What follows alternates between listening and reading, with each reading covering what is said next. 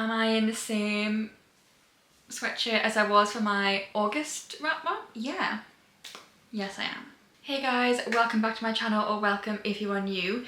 Today we are doing my September reading wrap up. I feel like September was actually quite long. I don't know why. I just feel like the first books that I read, I feel like I read months ago. Anyone else feel the same? Probably not. Anyway, let's get into the books that I read in September. Starting off, I read the first 3 books in the Addicted series. So I read Addicted to You, which I'll talk about them separately first. Okay, I rated Addicted to You 3 stars. This was like a car crash that you couldn't look away from. Did I like this book? No. Was it entertaining? Yes. Okay. I loved the drama. Did I like Lily or Lo? No. Did I like any of the sisters? No. There was not a single character in this book aside from Connor that I liked. Okay, Connor Coble was the one redeeming character, and even then he is an asshole. He's kind of like that rich asshole who thinks he's above everyone else. But like in this case he is because every other character, quality is on the floor. Daisy was fine, she's just a kid and she wasn't in it very much, so I can't really fault Daisy. Rose, there was something Rose does in this that really peed me off, and it was quite close to the beginning when Lily finally goes to one of their weekly family lunches and Rose tells everyone something that wasn't even true because she was annoyed she hadn't been told. And it really paid me off because specifically the nature of the secret, no one else's business. No one else's business whatsoever. No one is entitled to that kind of information. If you read the books, you might know what I'm talking about. No one is entitled to that kind of information, not even family. I don't care. So that put Rose really low down in my books, to be honest. Okay, we've got Lily, who's a sex addict, for anyone who doesn't know, and Lo is an alcoholic. One would think Lo would be the worst for his addiction, purely because his addiction could kill him in itself. Lily's addiction could kill her in her behaviours and how drastic her behaviours are coming, but Lo's addiction literally could kill him. And yet he seems to have his head screwed on straight more of the time than Lily. Lily physically cannot seem to function, and she gets worse and worse and worse. And she's so selfish and just, but it's the nature of addiction, so I also can't be mad at her for it. What I can be mad at is Lo, knowing Lily is a sex addict, teases her, deliberately turns her on, obviously doesn't do anything because she doesn't ask him to, and because she's respecting their friendship, it really annoyed me. You don't do that. It's like her wafting bourbon or whiskey or whatever his drink of choice is under his nose and be like, you can't have it though.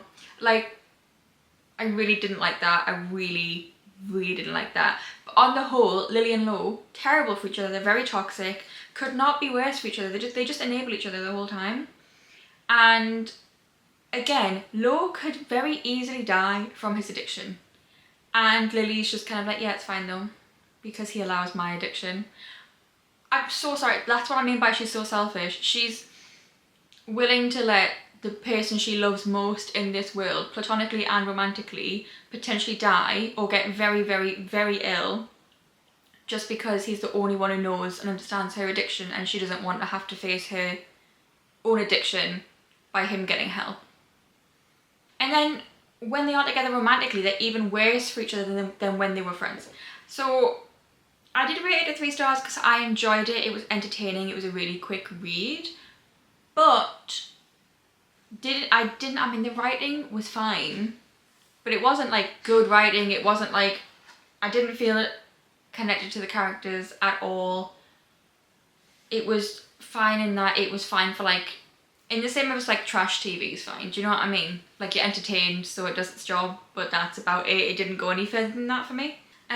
So then I read Ricochet. I've also rated this 3 stars. Nothing really happened in this book. Lily and Lo are not together for the majority of this book, and like physically together in the same space. Like, there's two different storylines happening, so not much happened. But again, there was entertainment. Lily, I felt like, made quite a decent amount of progress. And then the main thing I hate about this book was Ryke and Daisy. Anytime they were in a scene together, I was uncomfortable. So that's all I have to say about Ricochet, because like I say, like, nothing happened. Addicted for Now, however, I rated it 3.5 stars because I was... Okay, the first 50% of this book, literally nothing happened, was so bored. What's the word I'm trying to say? The pacing, that's the word. The pacing was so slow.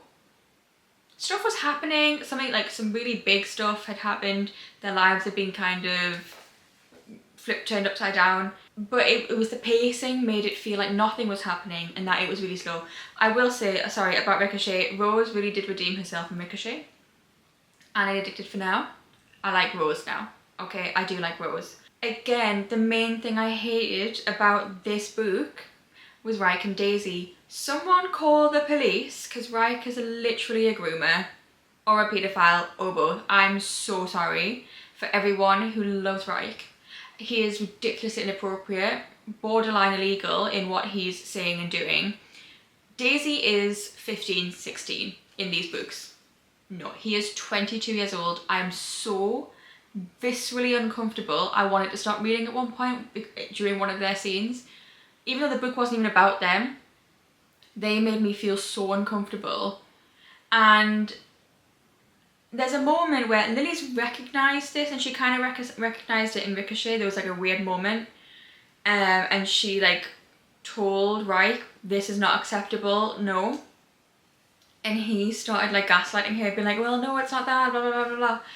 And then we were in Lo's point of view in Addicted for Now, and he started noticing it.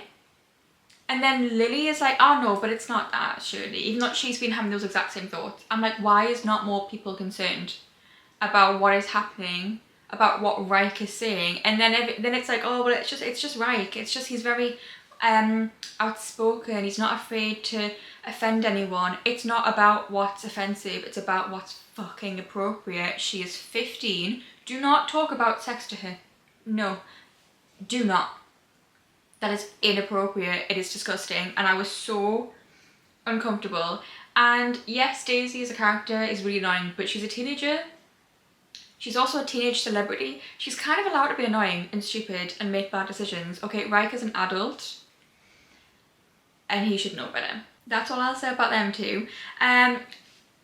Lily and Lo back together now in the same storyline, in the same plot. And of course, now that Lo's back, every single bit of progress that Lily made in Ricochet gone out the window. And this is what I mean by they are not good for each other. Lo seems to really be able to keep a handle on his addiction and continue making progress, or at least not relapse, because he thinks about her.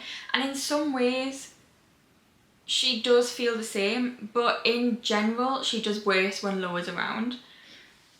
So, and don't even get me started with the therapist that her family chose. Okay, that makes me so angry. So angry when I think about it, so I don't want to think about it. Yeah, the ending, I am taking a break from the series for now. The ending was decent though. We had a few things come to light that I wasn't like expecting, but I wasn't reading these books trying to think of what was going to happen, to be honest. Yeah, I'm taking a break for now. Connor and Rose's book is next, and then it's Ryke and Daisy. I'm not looking forward to that. And then I think it's another Addicted, and then it's and then I think it's Connor and Rose, Ryke and Daisy, and then another Addicted, I think. I'm looking forward to Connor and Rose's book. They're the only love story where I actually believe in it and think they're a good match and all of that, and think they're good for each other. I'm not looking forward to Ryke and Daisy's book in the slightest. So, yes.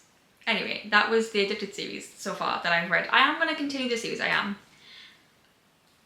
I'm just taking a break for now. Okay, then I read Caught Up by Nevessa Allen. I rated this a 3.75 stars and a 3 chili pepper rating. I haven't actually written a review for this. I've just written a list of pros and a list of cons. So I will give you the pros first. I liked the audiobook. Same as Lights Out, the audiobook was really decent. I think it was Teddy Hamilton who played Nico / Junior.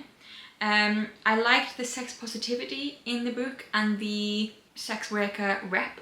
I don't know how else to phrase that really. In this book, Lauren is a sex worker, she's an adult content creator, and she also has a hand in running this sex club. I loved the sex club, I have to say. The fact that the performers were like these couples that were really in love with each other and they were showing a really healthy, loving relationship, whether it involved kink or not, but they showed healthy, consensual, sometimes kinky sex. I loved that. If that existed in real life, I would be all for it. Because they were couples. They were couples who loved each other. And I really enjoyed that. Anyway. Yeah, so I enjoyed the positivity in general about sex and sex workers, especially sex workers working in a safe, consensual environment where it's something that they want to do, not something that they've been forced into doing, all of that.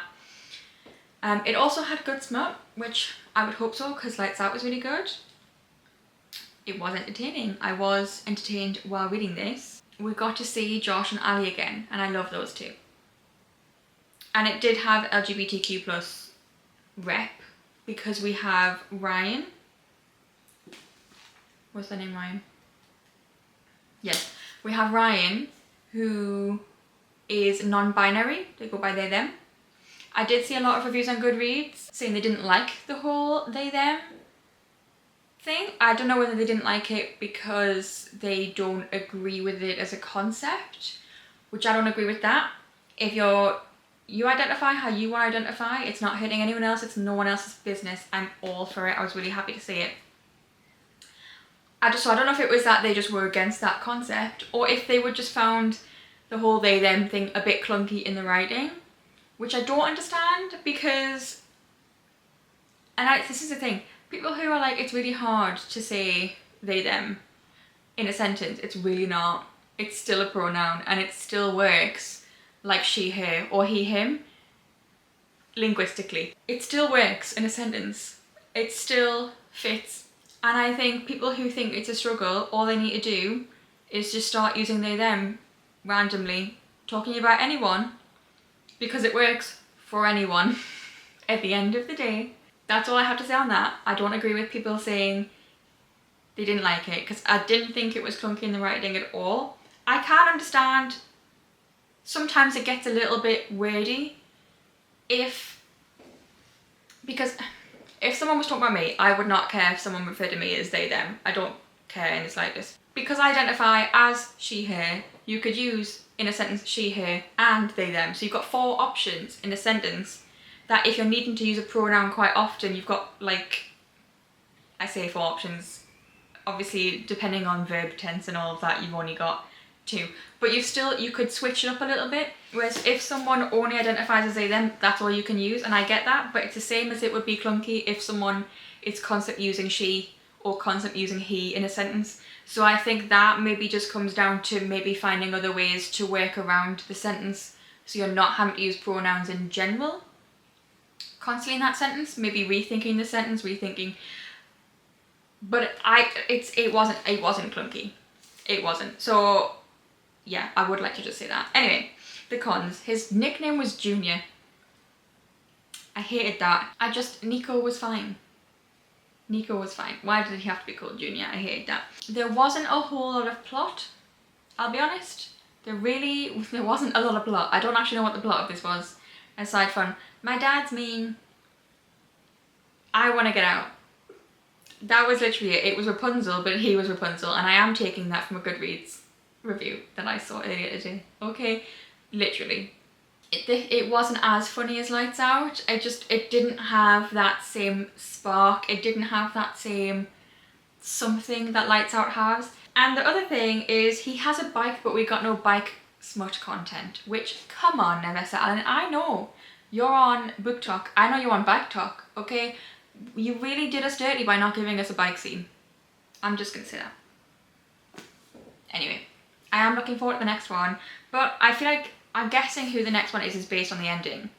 And I feel like what we learn about this character does feel like it came out of nowhere, but maybe I need to reread the first book and see if there's any clues. Okay, next I just wanted something mindless, easy to read, a bit fluffy, because I didn't have the mental capacity to read anything heavy or difficult, I don't know.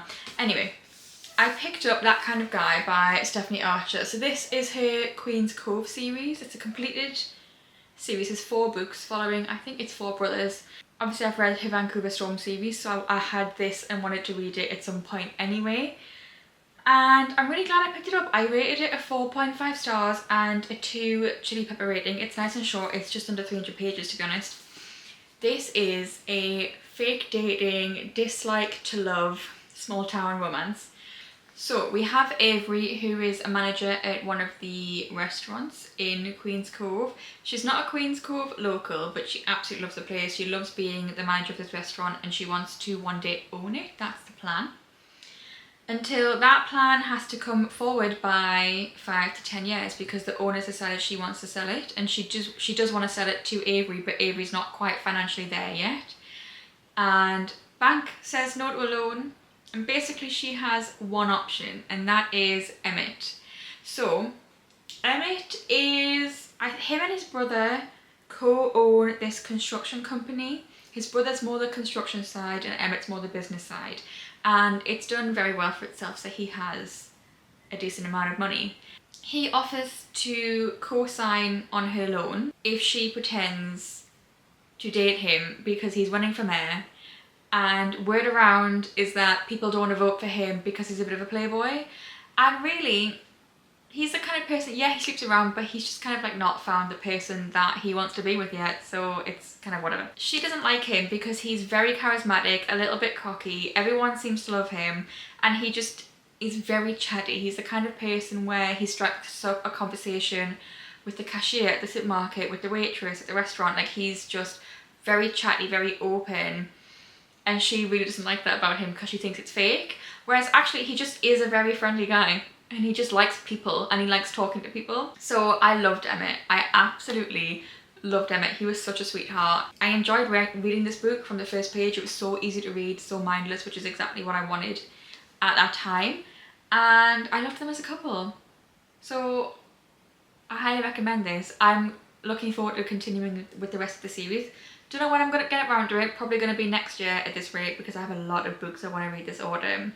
I will be reading the rest of the series at some point, and I will say there was no 3rd act breakup, which I don't think there was a Stephanie Archer book that I've read so far that has a 3rd act breakup. Maybe she's against them like all of us are, but there's no 3rd act breakup, so I love that.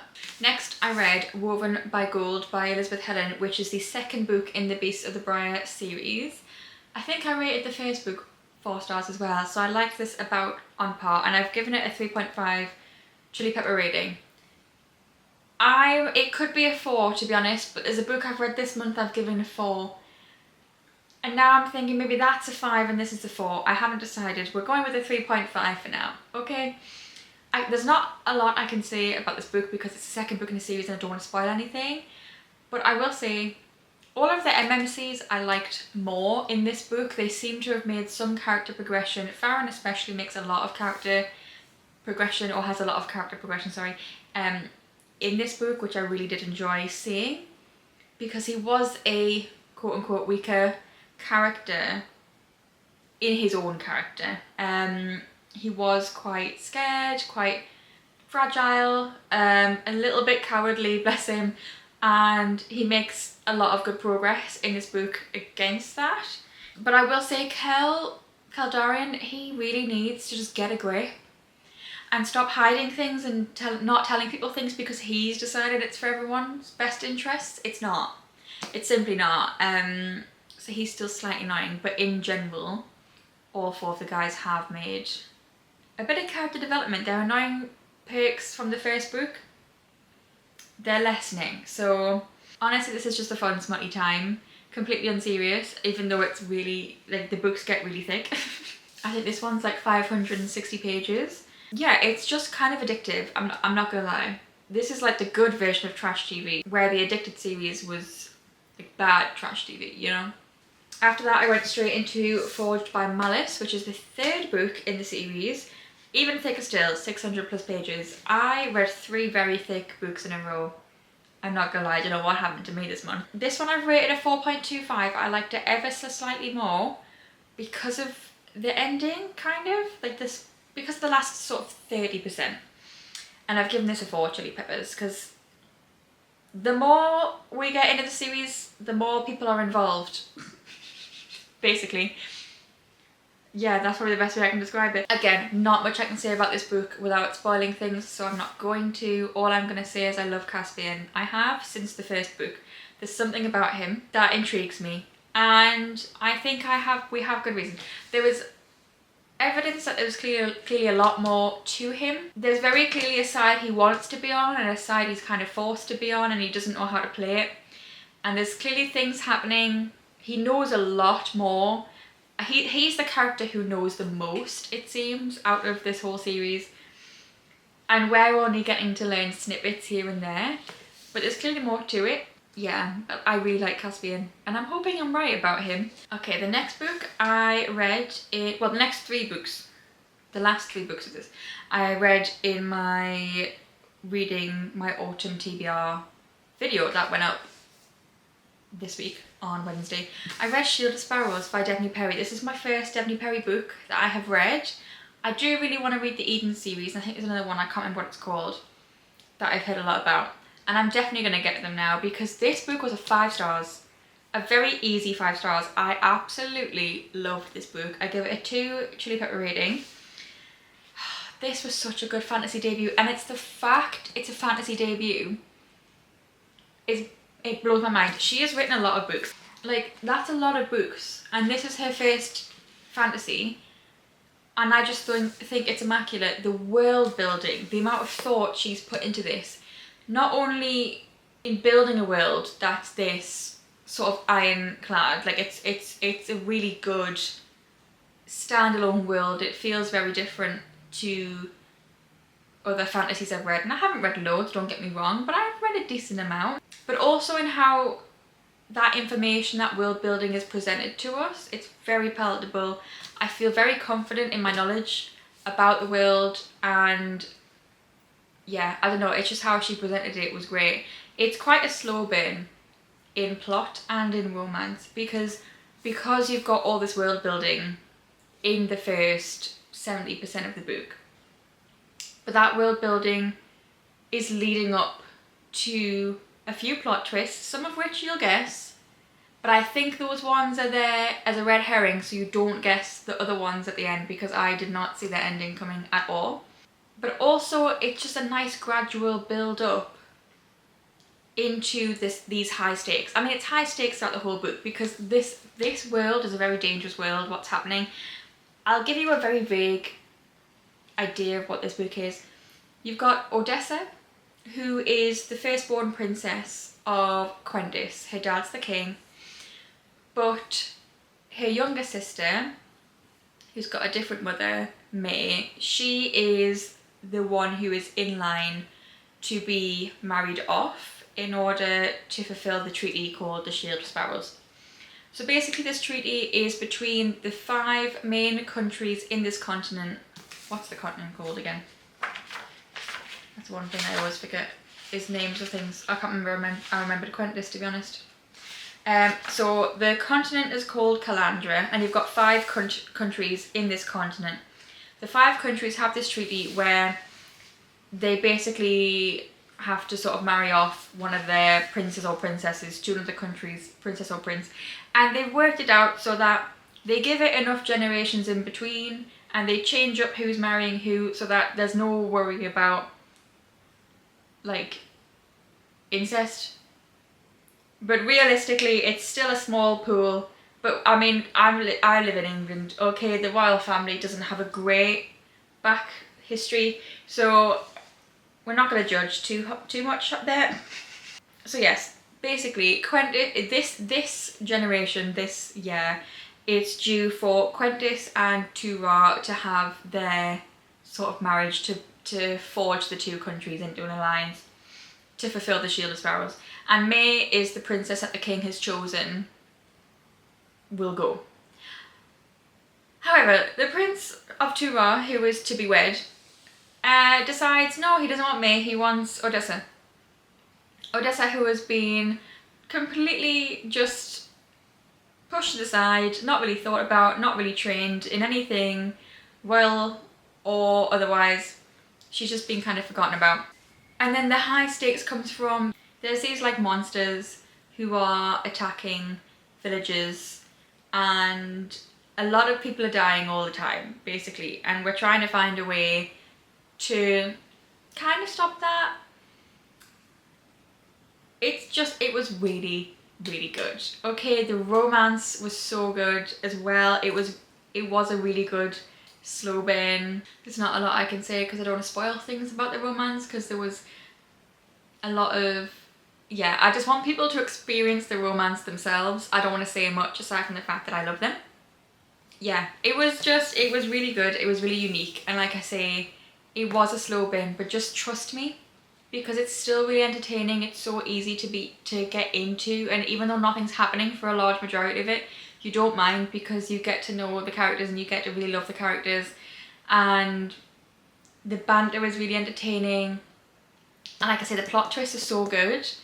And again, because of how much world building we get, all of the plot twists make sense. You might not like fully understand them because we haven't got all the information yet, but there's little breadcrumbs throughout that make the plot twist make sense. Unlike Metal Slinger, which that plot twist didn't make sense in the slightest. So I can't wait till the next book. I think it comes out in April next year, so that's going to be really exciting to get the next one. I don't know how many books there's going to be in the series. It might just be a duology, it might be longer, who knows, but I'm excited. Then I read An Education in Malice by S.T. Gibson. I rated this 3 stars and a 2 chili pepper rating. This was kind of marketed as like a romantic dark academia, and I would say it is. I just don't think it was that dark, I'll be honest with you. So I didn't find this out until after I finished reading the book, but this is a reimagining of the book, or retelling of the book Carmilla, which is the book that inspired Dracula. So I have since bought Carmilla, and it's actually a really short book. It's under 200 pages, so I do really want to read that at some point while this is still in my head. This book is following, you've got Carmilla and you've got Laura. Laura is new to this school, she's a freshman. I think it's a women's only university. It's set in the 60s. And Carmilla is, I want to say she's a senior, or whatever one's below that, I'm not sure, but she's been to the school for a few years at least. And Carmilla has this really weird relationship with De La Fontaine, who is the poetry teacher. She teaches this very exclusive, hard to get into class, which Laura has managed to get into straight away. Makes sense. Yeah, they have a really weird relationship. So straight away, De La Fontaine takes a liking to Laura because she thinks she's very talented, and Carmilla doesn't like that, and that's what starts the academic rivalry between Carmilla and Laura. And then you find out something about the teacher, and you know, things happen. There was not a lot of plot in this book. I can't really tell you what the plot is. What could have been a really good mystery wasn't a mystery. You knew what was happening and who was doing it. So, and like I say, it just didn't feel all that dark. And Laura had a decent amount of character development because I feel like Laura became a lot more sure of herself and a lot more confident throughout this book. Carmilla didn't really. At the end of I don't want to spoil things, but I feel like there was never a realization about her relationship with the teacher of this is wrong, this is bad, this is unhealthy. So I felt there wasn't any progression there. I don't know. But the writing, I loved the writing. And you could really tell by how the characters were written that they were writers themselves and were poetry students. I really loved the writing. I just feel a little bit that the plot was lacking slightly, and that the characters could have been developed more so that we would feel more connected to them. Could have been darker, could have been more mysterious. And the final book I read was The Rainfall Market by Yu Yongwan. This is a Korean translated fiction, and upon reflection and Goodreads review, I think this book is meant for a younger audience, sort of like middle grade, purely because it feels quite simple. The things I liked about it, I liked the writing, I loved the audiobook. I listened to most of it, to be honest. I really liked the audiobook, so I highly recommend listening to it. I like the bits of Korean folklore we get with the dokkaebi. There was a very clear message in the book. However, the message that the book was going to have was kind of obvious. This book, if you don't know what it's about, so every year on the first day of the monsoon, the rainfall market appears. And if you get given a ticket, you can go to the rainfall market and swap your life for someone else's, basically. This book was not what I thought it was going to be. Okay, first of all, I didn't know there was going to be a fantasy element aside from like magical realism, but the Korean folklore and those creatures did make it more of a fantasy-ish story. I thought it was going to be, you'd go in, you'd have multiple options of what you could have as your life and you would pick one. That's not what it is. It's kind of, you've got a very set amount of options. If you are a regular person, you've got one option, essentially, of what life you could pick. If you get a golden ticket, you've got multiple options, but it's still from a limited pool based on the other people that have come in. So obviously the main takeaway from this book is everyone's got their struggles. You might think that something is going to fix your life, whether that be love or money or a job or whatever. But even your dream life will have struggle. Even your dream life will have bad moments. It's to appreciate the good in your life, appreciate what you do have, because you might get something you want, but there's always going to be a downside to that as well. I feel like this is written for a younger audience than what I am in my late 20s. And I feel like the overall message was a bit obvious and a bit simplistic. I think we could have gotten more out of it. But I did still enjoy it. And like I said, the audiobook was really good. So I do still recommend it, especially for younger people. There is one thing I will say, do not let this cover fool you, because it looks lovely and autumnal and cozy. And I knew before reading this book, because there's a couple Korean YouTubers or people who live in Korea that I have like watched their videos of. The wet season, the monsoon season in Korea is in summer. And this makes it look like it's an autumnal book. It's not. I read it in my autumnal reading vlog. Yeah, it's set in summer. Just so I would let you know. Anyway, okay, I'm gonna quickly do my stats because the camera's burning up and I've had to stop filming for a minute. So, pages read this month was 4,099 pages, probably thanks to the 3 over 500 page books that I read this month. I had 6 3-star reads, 3 4-star reads, and 1 5-star read, which, can I tell you how happy I am that I had another 5-star read. Oh my god, I'm honestly ecstatic, it's not even funny. 3 of the books I read on Kindle, 3 were paperback and 4 were hardback. And I had a total of 4 romances, 2 dark romance, 3 fantasy and 1 Korean fiction, because I have counted An Education in Malice as a dark romance, even though it kind of isn't. It felt easier to put it in that section. Anyway, with that being said, I hope you enjoyed this video. If you did, give it a thumbs up, subscribe down below if you haven't already, and I will see you in the next video. Bye!